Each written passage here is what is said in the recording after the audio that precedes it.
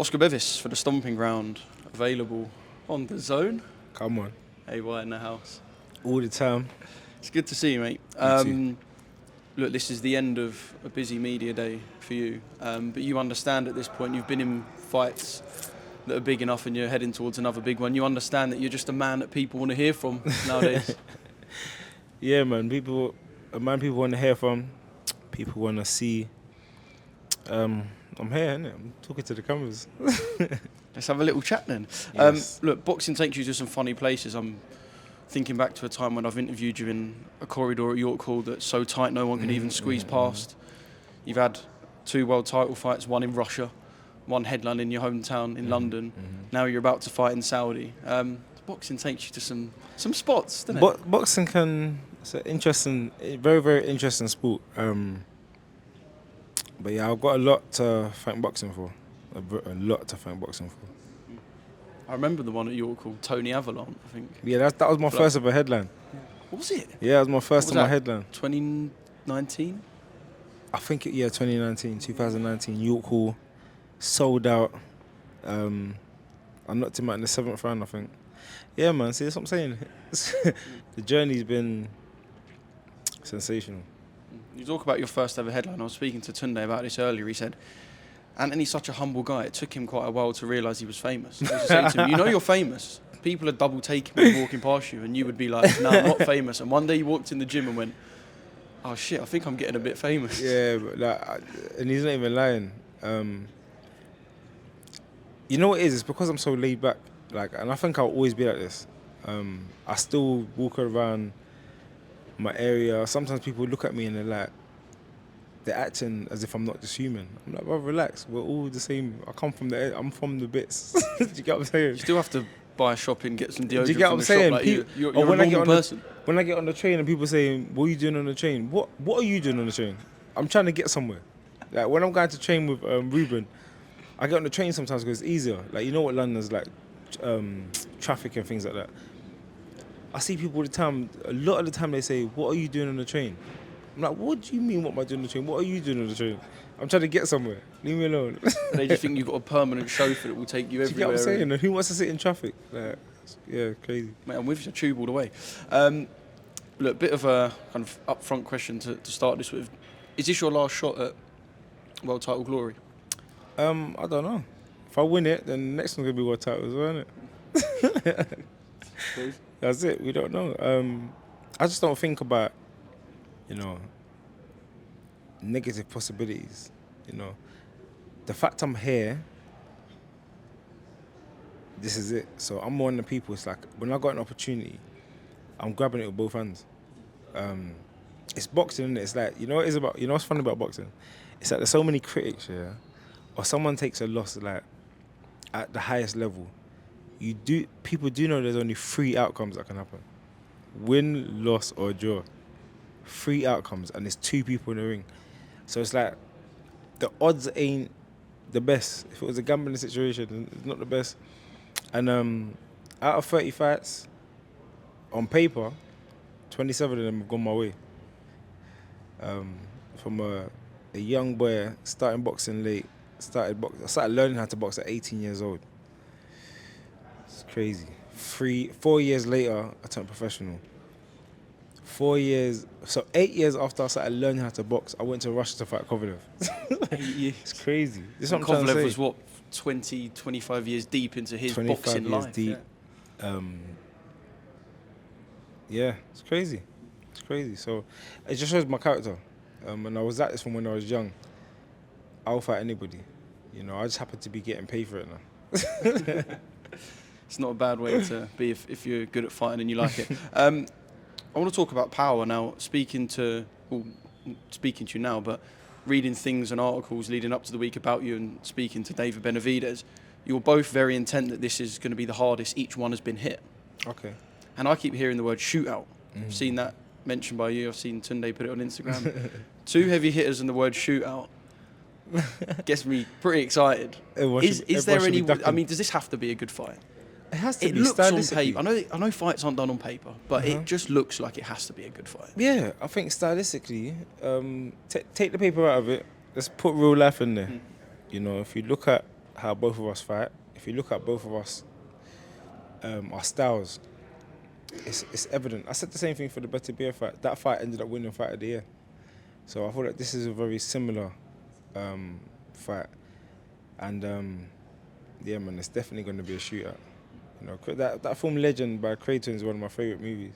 And that scene when he goes, I came here for an effing shootout. Like a Western. Like a Western. And they play the Western music. And he Is it says, going to be Wild wankers. West in the ring then? He's like, you call yourself gangsters? Wankers, bro. It's serious. You call yourself gangsters, you come in here with little spoons. Shootout. I come here for a shootout like a Western, mate. If we get a shootout on Saturday, the fans are going to be more than happy. I know Benavidez Senior. Look, I know Benavidez respects you, David Benavidez, but I know Benavidez Senior has said that he's not really losing sleep over you at all. Do you think there might be a bit of underestimation from Camp Benavidez? I think you know what it is. I don't think it's anything to do with me. I think it's an ego thing. It's an ego thing. It's the position they're in, and their confidence has clearly got them to the stage they're at now. Believe it or not, I'm confident. I think it's just, you know, the delusion of boxers. You know, a confident boxer always thinks he's going to win.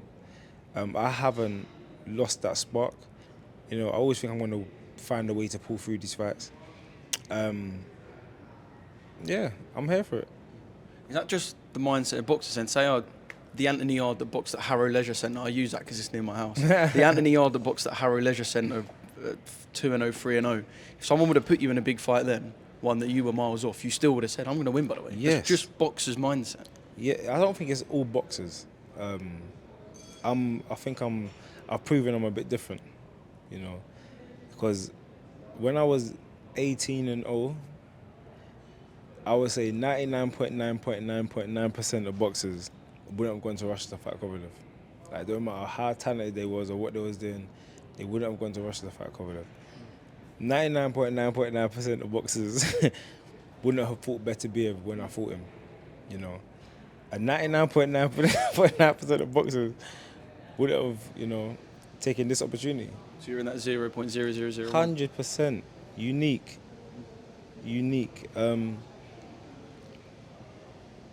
I'm like myrrh back in the day. You know, Jesus times when they called it myrrh. Very rare.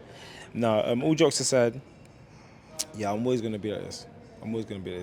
For me, it's opportunity. I said it before. I won't be that person, you know, who looks back on their career and regrets stuff. Oh, I wish I took that fight. I should have took that fight. What if my life could have been different, you know? I could have beat that guy. Like, no. I'm going to fight them. I'm going to know for sure what would happen.